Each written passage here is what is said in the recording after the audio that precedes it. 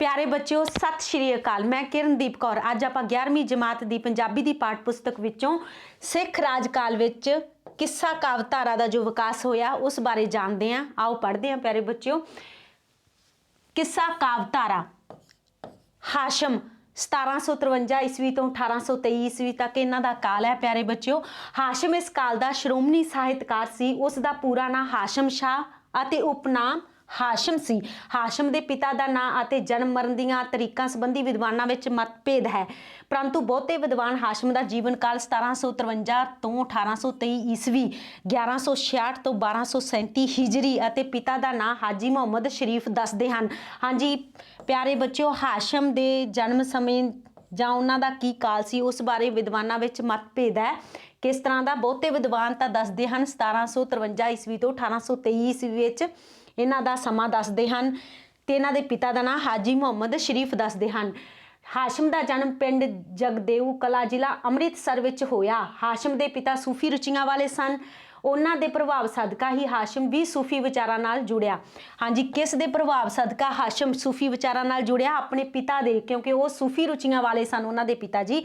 ਹਾਸ਼ਮ ਦੀਆਂ ਰਚਨਾਵਾਂ ਵਿੱਚ ਸੂਫੀ ਰੰਗਤ ਸਪਸ਼ਟ ਵੇਖੀ ਜਾ ਸਕਦੀ ਹੈ। ਹਾਸ਼ਮ ਦੀ ਮੌਤ ਤੋਂ ਬਾਅਦ ਉਸ ਨੂੰ ਪਿੰਡ ਥਰਪਾਲ ਜ਼ਿਲ੍ਹਾ ਸਿਆਲਕੋਟ ਵਿੱਚ ਦਫਨਾਇਆ ਗਿਆ। ਇਹ ਪਿੰਡ ਉਸ ਨੂੰ ਮਹਾਰਾਜਾ ਰਣਜੀਤ ਸਿੰਘ ਵੱਲੋਂ ਇਨਾਮ ਵਿੱਚ ਪ੍ਰਾਪਤ ਹੋਇਆ ਸੀ। ਕੁਝ ਵਿਦਵਾਨ ਹਾਸ਼ਮ ਨੂੰ ਮਹਾਰਾਜਾ ਰਣਜੀਤ ਸਿੰਘ ਦਾ ਦਰਬਾਰੀ ਕਵੀ ਵੀ ਮੰਨਦੇ ਹਨ, ਪਰੰਤੂ ਇਸ ਸੰਬੰਧੀ ਕੋਈ ਪੱਕਾ ਪ੍ਰਮਾਣ ਪ੍ਰਾਪਤ ਨਹੀਂ ਹੈ।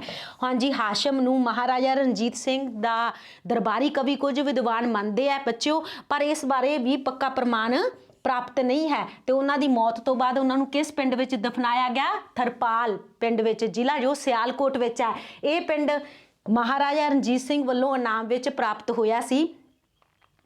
ਹਾਸ਼ਮ ਦੀਆਂ ਮੁੱਖ ਰਚਨਾਵਾਂ ਇਸ ਤਰ੍ਹਾਂ ਹਨ: ਕਿੱਸਾ ਸੱਸੀ ਪੁੰਨੂ, ਕਿੱਸਾ ਸੋਹਣੀ ਮਹੀਵਾਲ, ਸ਼ੀਰੀ ਫਰਿਆਦ ਦੀ ਵਾਰਤਾ, ਹੀਰ ਰਾਂਝਾ, ਸ਼੍ਰੀ ਫਰਹਾਦ ਦੀ ਵਾਰਤਾ, ਹੀਰ ਰਾਂਝਾ, ਰਾਂਝੇ ਦੀ ਬਿਰਤੀ, ਦੋੜੇ ਅਤੇ ਡਿਉਢਾਂ। ਹਾਂਜੀ, ਇਹ ਹਾਸ਼ਮ ਦੀਆਂ ਰਚਨਾਵਾਂ ਹਨ। ਪਹਿਲੀ ਰਚਨਾ ਉਹਨਾਂ ਦੀ ਕਿੱਸਾ ਸੱਸੀ ਪੁੰਨੂ, ਕਿੱਸਾ ਸੋਹਣੀ ਮਹੀਵਾਲ, ਸ਼੍ਰੀ ਫਰਹਾਦ ਦੀ ਵਾਰਤਾ, ਹੀਰ ਰਾਂਝੇ ਦੀ ਬਿਰਤੀ, ਦੋੜੇ ਅਤੇ ਡਿਉਢਾਂ। ਕਿੱਸਾ ਸੱਸੀ ਪੁੰਨੂ ਬਾਰੇ ਜਾਣਦੇ ਹਾਂ ਬੱਚਿਓ। ਇਹ ਹਾਸ਼ਮ ਦੀ ਸ਼ਾਹਕਾਰ ਰਚਨਾ ਹੈ। ਕਿਹੜੀ ਹਾਸ਼ਮ ਦੀ ਸ਼ਾਹਕਾਰ ਰਚਨਾ ਹੈ ਬੱਚਿਓ?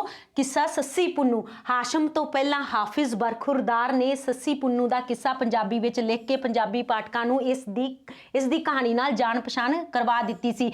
ਹੁਣ ਹਾਸ਼ਮ ਸ਼ਾਹਕਾਰ ਰਚਨਾ ਹੈਗੀ ਹੈ ਹਾਸ਼ਮ ਦੀ ਸੱਸੀ।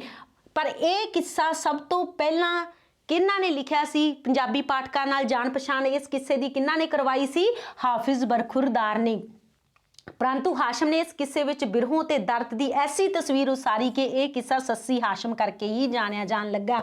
पर हाशम ने इस किस्से का बयान ਐਵੇਂ ਕੀਤਾ ਕਿ ਇਸ ਵਿੱਚ ਜਿਹੜੇ ਹੀਰ ਦੀ ਹਾਸ਼ਮ ਨੇ ਸੱਸੀ ਦੀ ਜਿਹੜੀ ਦਰਦ ਦੀ ਐਸੀ ਤਸਵੀਰ ਉਸਾਰੀ ਕਿ ਇਹ ਕਿੱਸਾ ਸੱਸੀ ਹਾਸ਼ਮ ਕਰਕੇ ਜਾਣਿਆ ਜਾਣ ਲੱਗਿਆ। ਹਾਸ਼ਮ ਨੇ ਸਿੰਧ ਪ੍ਰਾਂਤ ਵਿੱਚ ਸੱਸਵੀ ਪੁੰਨੂ ਨਾਂ ਹੇਠ ਪ੍ਰਚਲਿਤ ਵਾਰਤਕ ਕਥਾ ਨੂੰ ਕਾਵਿ ਸ਼ੋਹਾਂ ਪ੍ਰਦਾਨ ਕੀਤੀਆਂ ਹਨ। ਸਿੰਧ ਪ੍ਰਾਂਤ ਦੀ ਇਹ ਕਹਾਣੀ ਪੰਜਾਬੀ ਸੱਭਿਆਚਾਰ ਦਾ ਪ੍ਰਮੁੱਖ ਅੰਗ ਬਣ ਗਈ ਹੈ।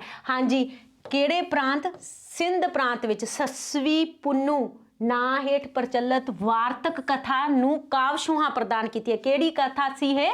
ਵਾਰਤਕ ਕਥਾ ਸੀਗੀ ਤੇ ਇਹਨੂੰ ਕਾਵਿ ਸ਼ੋਹਾਂ ਕਿਸ ਨੇ ਪ੍ਰਦਾਨ ਕੀਤੀਆਂ ਹਨ? ਹਾਸ਼ਮ ਨੇ। ਬਾਬਾ ਬੁੱਧ ਸਿੰਘ ਸੱਸੀ ਹਾਸ਼ਮ ਦੀ ਸਿਫਤ ਕਰਦਾ ਹੋਇਆ ਲਿਖਦਾ ਹੈ ਕਿ ਹਾਸ਼ਮ ਨੇ ਸੱਸੀ ਕਾਦੀ ਆਖੀ, ਘਰ ਘਰ ਬਿਰਹੋਂ ਦਾ ਮੁਆਤਾ ਲਾ ਦਿੱਤਾ। ਬਾਬਾ ਬੁੱਧ ਸਿੰਘ ਨੇ ਸੱਸੀ ਹਾਸ਼ਮ ਦੀ ਸਿਫਤ ਕਰਦਿਆਂ ਇਹ ਲਾਈਨਾਂ ਲਿਖੀਆਂ ਹਨ ਕਿ ਹਾਸ਼ਮ ਨੇ ਸੱਸੀ ਕਾਦੀ ਆਖੀ, ਘਰ ਘਰ ਬਿਰਹੋਂ ਦਾ ਮੁਆਤਾ ਲਾ ਦਿੱਤਾ। ਸੱਸੀ ਹਾਸ਼ਮ ਦੇ ਕੁੱਲ ਕਿੰਨੇ ਬੰਦ ਹਨ?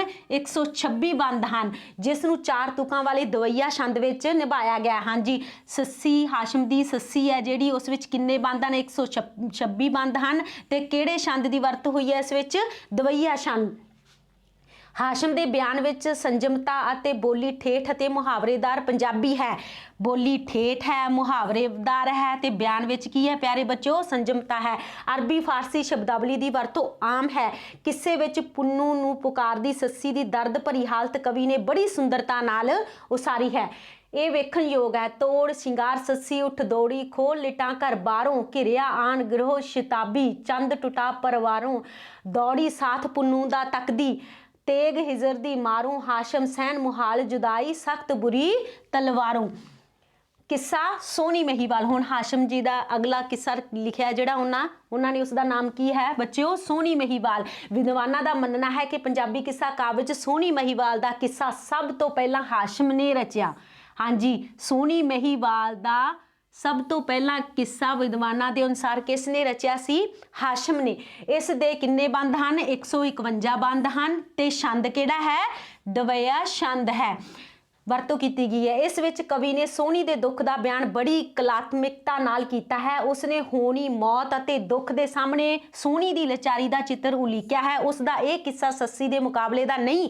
इस विच सोनी दी प्रभावशाली पात्र उसारी नहीं हुई अते ना ही कोई प्रभावशाली दृश्य का वर्णन है। बोली सादी ते शुद्ध पंजाबी है। हाँ जी, सोनी महिवाल किस्से नाल पाठकां दी जान पछाण सब तो पहला किन्ना ने करवाई है? हाशम ने। उन्होंने एक किस्सा लिखा किहड़े छंद विच? दवैया छंद विच। ते किन्ने बंद हैं? 151 बंद हैं। पर इस दी जो सोनी दी जिहड़ी सोनी महिवाल किस्सा है वो सस्सी जिन्ना प्रभावशाली उस विच पात्र उसारी सोनी दी नहीं कही हुई। इस करके ये सस्सी जिन्ना मकबूल नहीं होया किस्सा हाशम दा। किस्से दे अंतिम बंद विच सोनी महिवाल दोहां दी मौत उपरंत होए मेल दा बयान इस तरह उलीकिया गया है।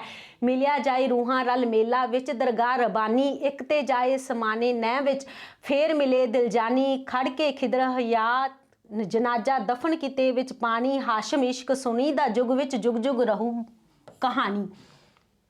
किस्सा श्री फरहाद दी वार्ता। हाँ जी, अगला किस्सा केड़ा पढ़न जा रहे हैं बच्चों? किस्सा श्री फरहाद दी वार्ता। इस विदेशी कहानी नूं आधार बना के सब तो पहली बार हाशम ने किस्से का रूप दिता है। ये किहड़ी है? विदेशी कहानी है श्री फरहाद।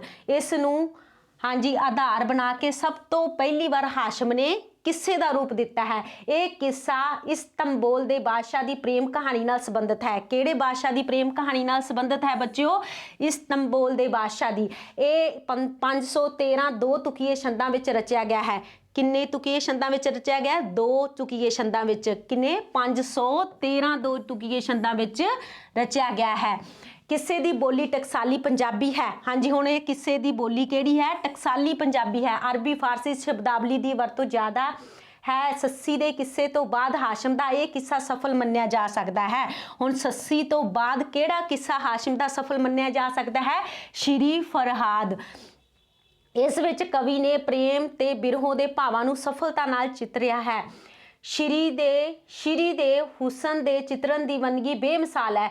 श्री नाम फरिश्ते कोलों साफ तबीयत नूरों, परियां वेख लजाउन उसनू हुसन ज्यादा हूरों, उसनू वेख फरिश्ते जीवन आशिक होण सितारे, पंछी वेख डिगन आसमानों आदम कौन विचारे। किस्सा हीर रांझे दी बिरती। हुण अगला किस्सा केड़ा लिखा है हाशम जी ने? किस्सा हीर रांझे दी बिरती। ये किस्सा 30 बैंतां दी संखेप जी रचना है। किन्ने बैंतां दी संखेप जी रचना है? 30 बैंतां दी, जिस नूं शिहरफी काव्य रूप विच रचिया गया है। इस विच हीर दी कहानी नूं सुखांत रूप विच चितरिया गया है। हुण जी हीर दी कहानी नूं किहड़े रूप विच चितरिया गया है? सुखांत रूप विच। इस किस्से विच हाशम दी काव्य कला दूजे किस्सिਆਂ नालों निमन पद्धर दी है। बोली भी साद मुरादी है। फारसी शब्दावली की वरतों भी आम है। अलंकारां की वरतों ते प्रकृति चित्रण की घाट है। ये रचना हाशम की मुढ़ली रचना प्रतीत होंदी है। हुण आपां नूं इस रचना की पता लगता है इस पैरे तो कि हाशम की यह रचना है जिहड़ी हीर रांझे की बिरती पहली रचना मुढ़ली रचना प्रतीत होंदी है। हीर दे प्यार दे जग जाहर होने की घटना नूं कवि ने इंज बयानिया है। सीन सहुरे पेकड़े धुम्मां पईयां, हीर चाक दे नेहों कमाउंदी है, चूरी कुट के नाल बहानियां दे चाक पास अकेलड़ी जाउंदी है, पई बहुत अवलड़े राह नड्डी पग्गा दाड़ियां नूं लाज लुआउंदी है। हाशम शाह बहुत अचरज होई भैड़ी नंग नमूस गवाउंदी है। हाशम शाह बहुत अचरज होई भैड़ी नंग नमूस गवाउंदी है। दोड़े। हुण अगली रचना केड़ी है हाशम जी? दोड़े अते ड्यूडां। हाशम रचित दोड़े अते ड्यूडां विच संसारिक नाशमानता, सदाचारक जीवन मूल्लां, धार्मिक विचार अते सूफी विचार धारा नूं प्रगटाया गया है। ये गिनती विच 208 हन। हाशम दे दोड़ियां ते ड्यूडां कारण ही उसनूं इस काल दे सूफी कवि वजों भी तवज्जो दित्ती जाती है। हाँ जी, सूफी कवि वजों तवज्जो किन्ना करके दित्ती जाती है? जिहड़े हाशम दे दोड़े आ ते ड्यूडां हन। ਉਸ ਦੇ ਦੋੜਿਆਂ ਦੀ ਵੰਨਗੀ ਇਸ ਤਰ੍ਹਾਂ ਹੈ। ਮੂਰਖ ਲੋਕ ਸਦਾ ਸੁਖ ਸੌਂਦੇ ਤੇ ਰੋਜ਼ ਕਮਾਵਣ ਪੈਸਾ, ਨਾ ਕੁਝ ਊਚ ਨਾ ਨੀਚ ਪਛਾਨਣ ਅਤੇ ਪ੍ਰੇਮ ਨਾ ਜਾਣਨ ਕੈਸਾ। ਸ਼ਾਲਾ ਨਿਜ ਹੋਵੇ ਚਤੁਰਾਈ ਸਾਨੂੰ ਖੁਆਰ ਕੀਤਾ ਤੁਧ ਐਸਾ। ਹਾਸ਼ਮ ਕਾਟ ਪ੍ਰੇਮ ਕਰੇਂਦਾ ਜਿਸ ਹੋਸ਼ ਹੋਵੇ ਵਿੱਚ ਜੈਸਾ। ਦੋੜਿਆਂ ਤੋਂ ਇਲਾਵਾ ਹਾਸ਼ਮ ਦੀਆਂ ਡਿਊਡਾਂ ਵੀ ਮਿਲਦੀਆਂ ਹਨ। ਡਿਊਡ ਤੋਂ ਭਾਵ ਅਜਿਹੇ ਕਾਵ ਰੂਪ ਤੋਂ ਹੈ ਜਿਸ ਦੀ 1.5 ਸਤਰ ਹੁੰਦੀ ਹੈ। ਇੱਕ ਸਤਰ ਤਾਂ ਪੂਰੀ ਹੁੰਦੀ ਹੈ, ਇੱਕ ਸਤਰ ਅੱਧੀ ਹੁੰਦੀ ਹੈ। ਹਾਂਜੀ, ਇੱਕ ਸਤਰ ਪੂਰੀ ਤੇ ਦੂਜੀ ਸਤਰ ਕਿਹੜੀ ਹੁੰਦੀ ਹੈ? ਅੱਧੀ ਹੁੰਦੀ ਹੈ। ਡਾਕਟਰ ਰਤਨ ਸਿੰਘ ਜੱਗੀ ਅਨੁਸਾਰ ਹਾਸ਼ਮ ਨੇ ਡਿਊਡਾਂ ਵਿੱਚ ਦਵਈਏ ਦੇ ਅੰਤ ਉੱਤੇ 8 ਮਾਤਰਾ ਵਧਾ ਕੇ ਦੋਹਰਾ ਤੁਕਾਂਤ ਮੇਲ ਕੀਤਾ ਹੈ। ਹੁਣ ਰਤਨ ਸਿੰਘ ਜੱਗੀ ਜੀ ਵਿਦਵਾਨ ਕੀ ਕਹਿੰਦੇ ਹਨ? ਤੇ ਡਿਊਡ ਵਿੱਚ ਦਵਈਏ ਦੇ ਅੰਤ ਉੱਤੇ ਕਿੰਨੀਆਂ ਮਾਤਰਾ ਵਧਾਤੀਆਂ? 8 ਮਾਤਰਾ ਵਧਾ ਕੇ ਦੋਹਰਾ ਤੁਕਾਂਤ ਮੇਲ ਕੀਤਾ ਹੈ। ਹਾਸ਼ਮ ਦੀਆਂ ਡਿਊਡਾਂ ਦੀ ਮਿਸਾਲ ਵੇਖਣ ਵਾਲੀ ਹੈ।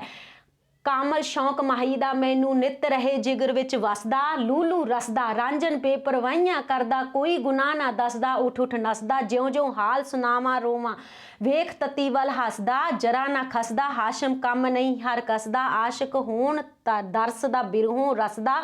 ਇਹਨਾਂ ਤੋਂ ਬਿਨਾਂ ਗੰਜੇ ਅਸਗਰ ਸ਼ਿਹਰਫੀ ਵਿਮਦੇ ਪਿਰਾਨ ਪੀਰ ਅਬਦੁੱਲਾ ਕਾਦਰ ਜਿਲਾਨੀ ਆਦਿ ਰਚਨਾਵਾਂ ਵੀ ਆਪ ਦੇ ਨਾਂ ਨਾਲ ਸੰਬੰਧਿਤ ਮੰਨੀਆਂ ਜਾਂਦੀਆਂ ਹਨ। ਇਹਨਾਂ ਤੋਂ ਇਲਾਵਾ ਇਹ ਰਚਨਾਵਾਂ ਵੀ ਹਾਸ਼ਮ ਜੀ ਦੇ ਨਾਲ ਸੰਬੰਧਿਤ ਮੰਨੀਆਂ ਜਾਂਦੀਆਂ ਹਨ। ਇਸ ਤਰ੍ਹਾਂ ਹਾਸ਼ਮ ਦੇ ਕਿੱਸਿਆਂ ਨਾਲ ਇਸ ਕਾਲ ਦੀ ਕਿੱਸਾ ਪਰੰਪਰਾ ਅਮੀਰ ਹੁੰਦੀ ਹੈ ਅਤੇ ਦੋਹੜੇ ਤੇ ਡਿਊਡ ਸੂਫੀ ਕਾਵ ਦੀਆਂ ਉੱਤਮ ਮਿਸਾਲਾਂ ਹਨ। ਸੈਫੁਲ ਮਲੂਕ ਦਾ ਕਰਤਾ ਮੁਹੰਮਦ ਬਖਸ਼ ਉਸ ਦੀ ਸਿਫਤ ਕਰਦਾ ਹੋਇਆ ਲਿਖਦਾ ਹੈ, ਹਾਸ਼ਮ ਸ਼ਾਹ ਦੀ ਹਸ਼ਮਤ ਬਰਕਤ ਗਿਣਤਰ ਵਿੱਚ ਨਾ ਆਵੇ, ਦੁਰਰੇ ਜਤੀਮ ਜਵਾਹਰ ਲੜੀਆਂ ਜ਼ਾਹਰ ਕੱਢ ਲਿਆਵੇ।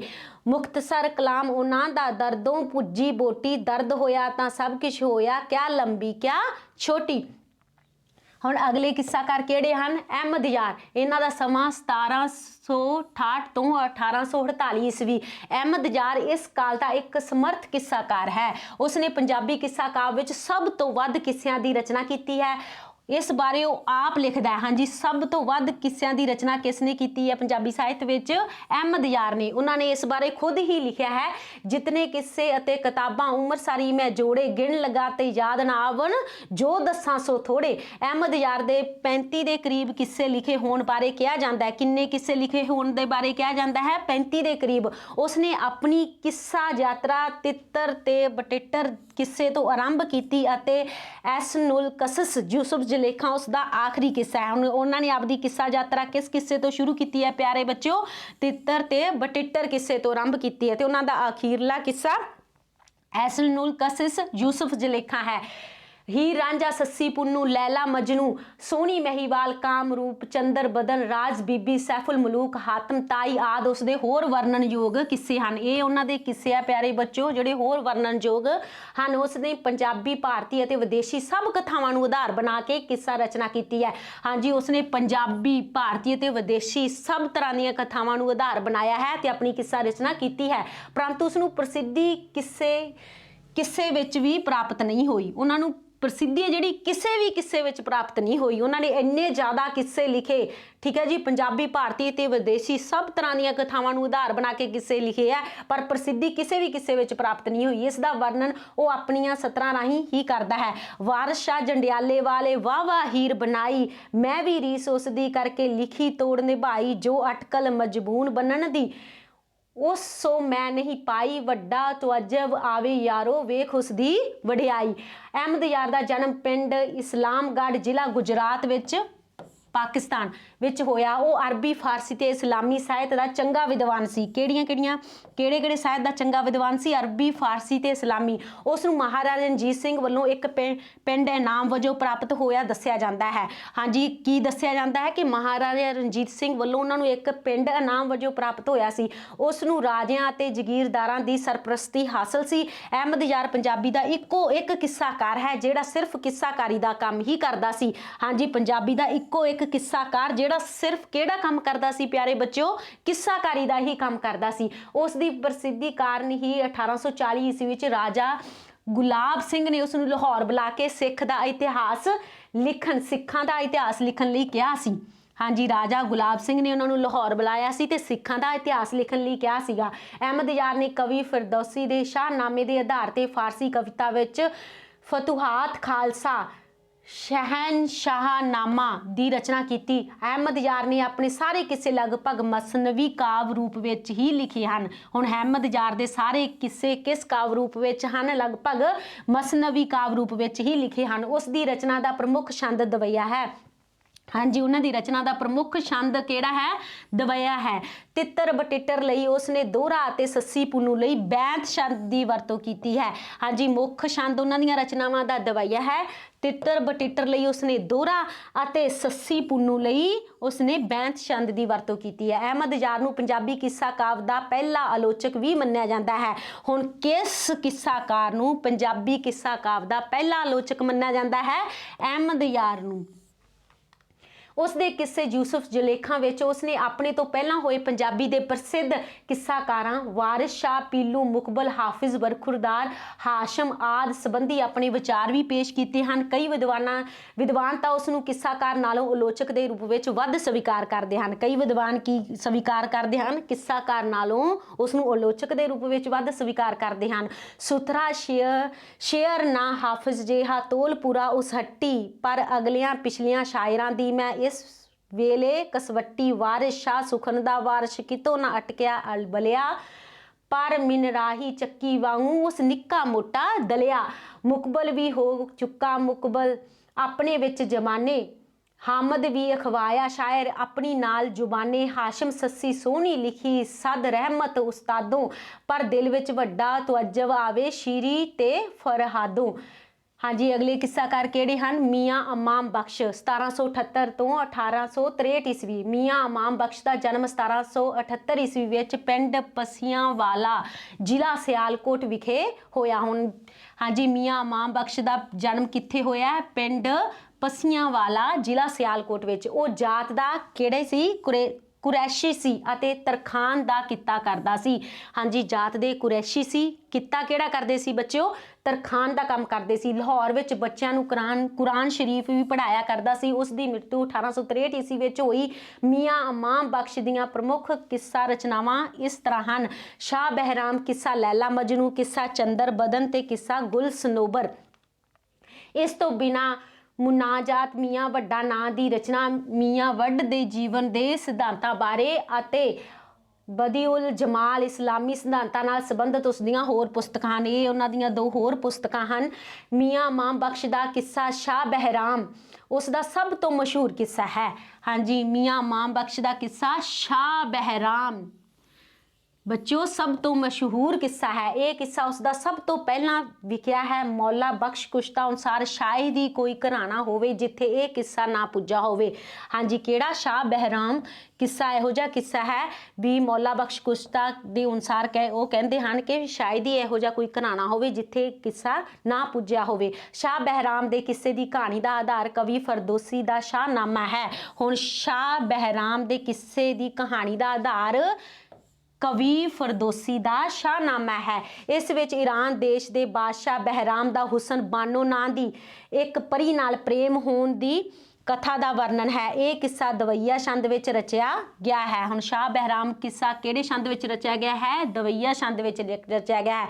ईरान के बादशाह बहराम का हुसन बानो नां दी एक परी दे नाल प्रेम की कथा नूं बयान किया गया इस किस्से विच।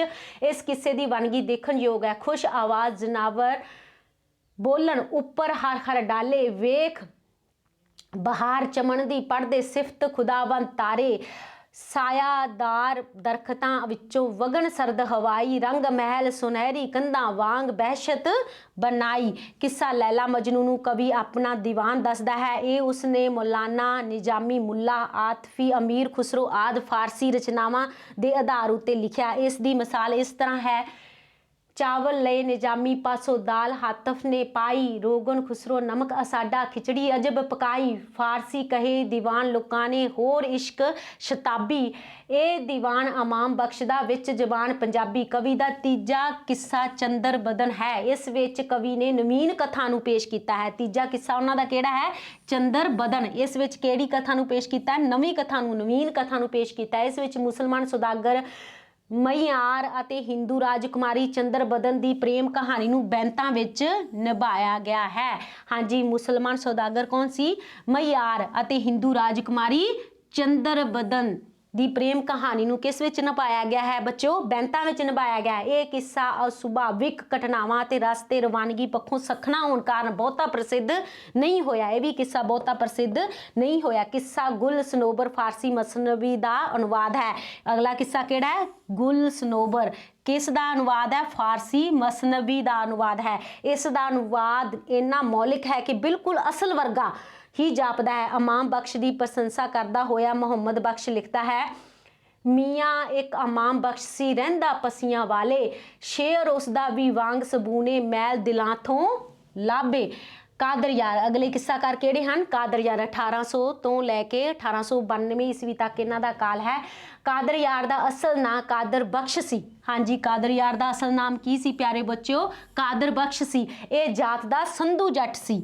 ਕੀ ਸੀਗਾ? ਜਾਤ ਦਾ ਸੰਧੂ ਜੱਟ ਸੀ ਅਤੇ ਪਿੰਡ ਮਾਛੀ ਕੇ ਜ਼ਿਲ੍ਹਾ ਸ਼ੇਖੂਪੁਰਾ ਪਾਕਿਸਤਾਨ ਦਾ ਵਸਨੀਕ ਸੀਗਾ। ਉਸਨੇ ਸਭ ਤੋਂ ਪਹਿਲਾਂ ਰੋਜ਼ਨਾਮਾ ਲਿਖਿਆ। ਪਹਿਲੀ ਉਹਨਾਂ ਦੀ ਕੀ ਸੀ ਲਿਖਤ? ਰੋਜ਼ਨਾਮਾ, ਤੇ ਬਾਅਦ ਵਿੱਚ ਮੀਆਂ ਰਾਜਨਾਮਾ ਲਿਖਿਆ। ਪਹਿਲੀ ਉਹਨਾਂ ਨੇ ਕੀ ਲਿਖਿਆ? ਰੋਜ਼ਨਾਮਾ, ਤੇ ਫਿਰ ਬਾਅਦ ਵਿੱਚ ਮੀਆਂ ਰਾਜਨਾਮਾ ਲਿਖਿਆ। ਇਹ ਦੋਵੇਂ ਰਚਨਾਵਾਂ ਇਸਲਾਮੀ ਰੋਹ ਰੀਤਾਂ ਅਤੇ ਅਧਿਆਤਮਿਕਤਾ ਨਾਲ ਸੰਬੰਧਿਤ ਹਨ। ਇਸ ਦੀਆਂ ਰਚਨਾਵਾਂ ਦਾ ਵੇਰਵਾ ਇਸ ਤਰ੍ਹਾਂ ਹੈ।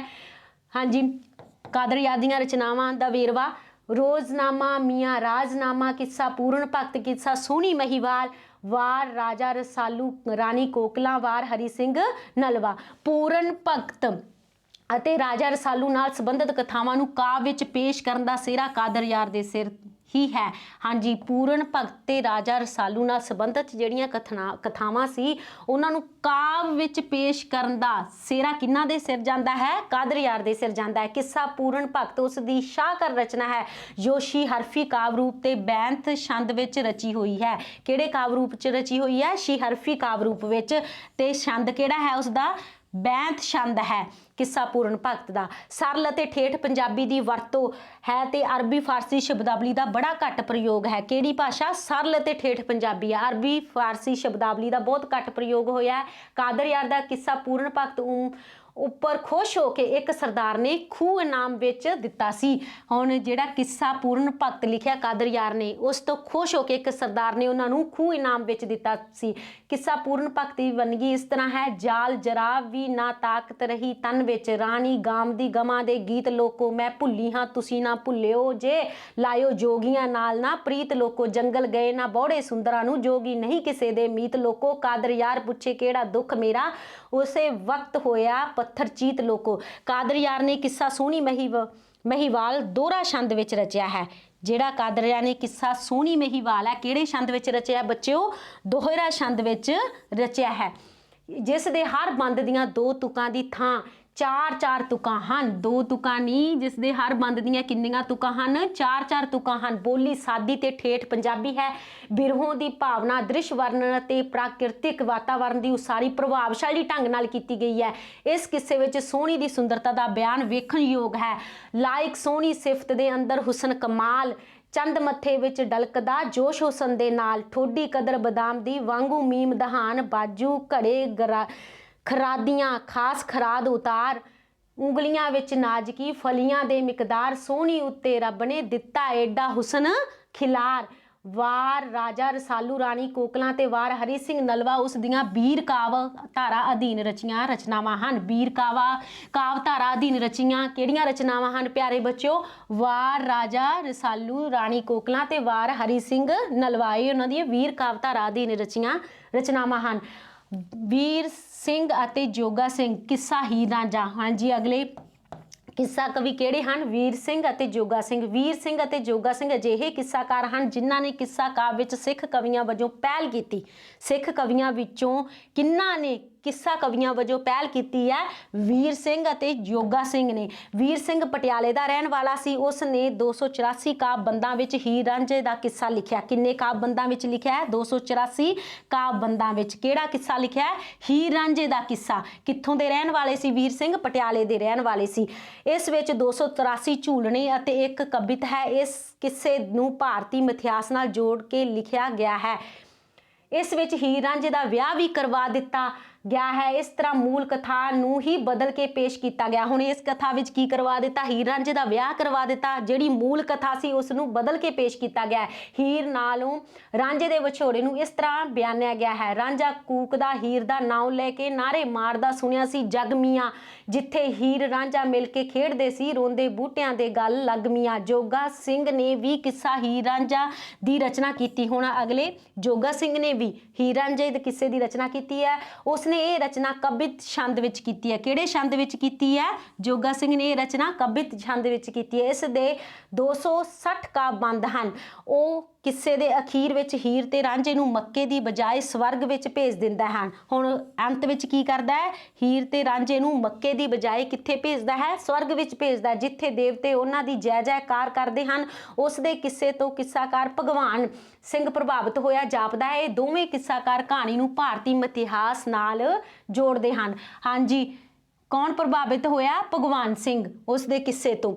ਤੇ ਉਹ ਦੋਵੇਂ ਕੀ ਕਰਦੇ ਹਨ? ਕਿੱਸਾਕਾਰ ਕਹਾਣੀ ਨੂੰ ਭਾਰਤੀ ਇਤਿਹਾਸ ਨਾਲ ਜੋੜਦੇ ਹਨ। ਇਸ ਕਾਲ ਦੇ ਦੋ ਹੋਰ ਕਿੱਸਾਕਾਰਾਂ ਵਿੱਚ ਸ਼ਾਹ ਮੁਹੰਮਦ ਰਚਿਤ ਸੱਸੀ ਪੁੰਨੂ, ਸੁਲਤਾਨ ਅਹਿਮਦ ਰਚਿਤ ਸੱਸੀ ਪੁੰਨੂ, ਨਿਹਾਲ ਰਚਿਤ ਸਖੀ ਸਰਵਰ ਦਾ ਵਿਆਹ ਅਤੇ ਸਖੀ ਸਰਵਰ ਤੇ ਜਤੀ, ਮੌਲਵੀ ਨੂਰ ਮੁਹੰਮਦ ਦਾ ਕਿੱਸਾ ਚੰਦਰ ਬਦਨ, ਗੰਗਾ ਰਾਮ ਦਾ ਕਿੱਸਾ ਗੋਪੀ ਚੰਦ ਅਤੇ ਕਿੱਸਾ ਮੈਨਾਵੰਤੀ ਆਦਿ ਵਰਣਨਯੋਗ ਹਨ। ਪਰੰਤੂ ਇਹ ਸਾਰੇ ਕਿੱਸਾਕਾਰ ਸਧਾਰਨ ਪੱਧਰ ਤੇ ਕਿੱਸਿਆਂ ਦੀ ਹੀ ਰਚਨਾ ਕਰਦੇ ਹਨ, ਜਿਹੜੇ ਕਾਵਿ ਸੋਝ ਦੀ ਥਾਂ ਲਕੀਰ ਦੇ ਫਕੀਰ ਵੱਧ ਪ੍ਰਤੀਤ ਹੁੰਦੇ ਹਨ। ਸਧਾਰਨ ਕਿੱਸਿਆਂ ਦੀ ਰਚਨਾ ਹੀ ਕਰਦੇ ਹਨ ਇਹ, ਲਕੀਰ ਦੀ ਥਾਂ ਤੇ ਫਕੀਰ ਵੱਧ ਪ੍ਰਤੀਤ ਹੁੰਦੇ ਆ। ਇਹਨਾਂ ਵਿੱਚੋਂ ਸ਼ਾਹ ਮੁਹੰਮਦ ਰਚਿਤ ਕਿੱਸਾ ਸੱਸੀ ਪੁੰਨੂ ਵਿਸ਼ੇਸ਼ ਸਥਾਨ ਰੱਖਦਾ ਹੈ।